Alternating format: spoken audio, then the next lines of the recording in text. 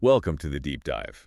Today we're zeroing in on something that's clearly been getting a lot of clicks to those recent Champions League games between Borussia Dortmund and FC Barcelona. Yeah, and what's interesting is we're looking directly at the search terms you, the listeners, have been using. It gives us a real sort of unfiltered look at what people wanted to know. Exactly. So our mission today really is just to sift through these digital breadcrumbs, you could say, and pull out the key bits of info, nice and quick. Right. And these searches, they really tell a story. I mean, it's not just random words. You see patterns immediately. Okay, so let's dive right in.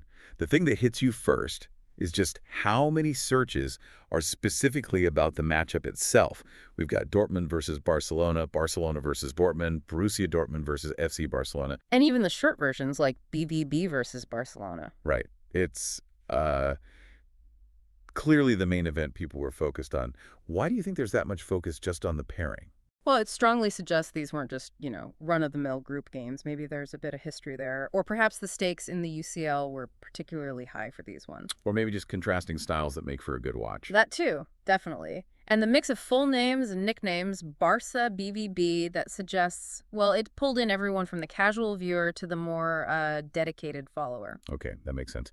Now, moving beyond just the team names, something else popped up. Specific players linked with Dortmund. We saw Serhou Guirassy and Rami Bensebaini appearing in searches connected to Dortmund.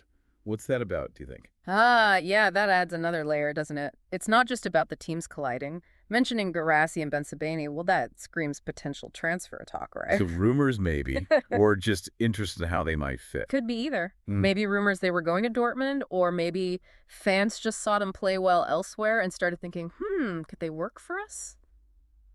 Especially thinking about big games like the Barcelona ones, it kind of humanizes the search data a bit. Interesting. Adds a whole different dimension. Okay, shifting gears slightly. There's a practical side to the searches too. Things like where to watch Borussia Dortmund versus FC Barcelona. Pretty basic, but essential. Absolutely essential. I mean, it's fundamental, isn't it? You want to follow the team. You need to know how to actually see the game. It highlights that very practical need for broadcast info. And tied into that, seemingly, is the need for live updates. Exactly. We see searches for UCL scores, Champions League scores, even just UCL matches. People want that instant information as it happens. Precisely. In this day and age, you expect to find the score the second you search for it. But it wasn't all super specific either. We also saw broader terms, just Barcelona game or Dortmund. Right. What do those tell us? Well, I think that shows a wider ongoing interest. People aren't just tuning in for the big head-to-head. They're, keeping tabs on the teams generally, tracking their form, maybe other results. It's a sign of a dedicated fan base following the whole journey, not just the spotlight moments. Yeah, paints a picture of comprehensive tracking.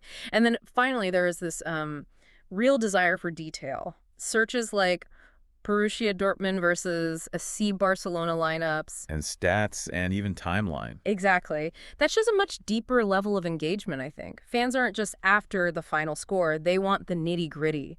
The tactics implied by the lineups, the key stats that tell the story behind the score, the flow of the game. It's a more analytical approach. Suggests a pretty sophisticated audience, yeah. They want to understand how and why things happen. Okay, so pulling all this together then.